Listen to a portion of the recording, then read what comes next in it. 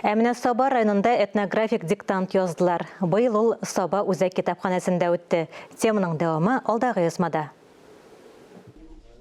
Кешеләрнең игътибарын Россия тарихына юнәлтү, күп милләтле илебездә яшәүче халыкларның гореф-гадәтләре белән таныштыру, халыкның этнографик белем дәрәҗәсен күтәрү максаты белән 2016 елдан зур этнографик диктант үткәрелә.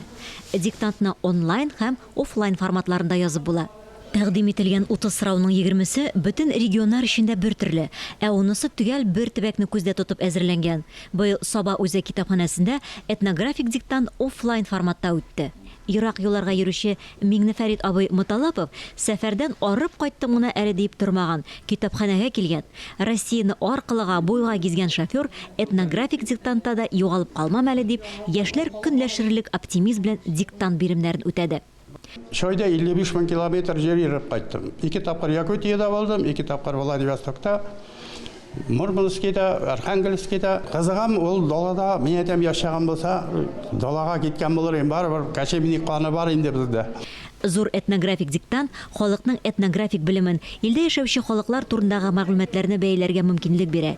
Этник ара мөнәсәбәтләрне камилләштерү мөһим урын алып торган фән буларак та этнографиягә игътибарны җәлеп итә.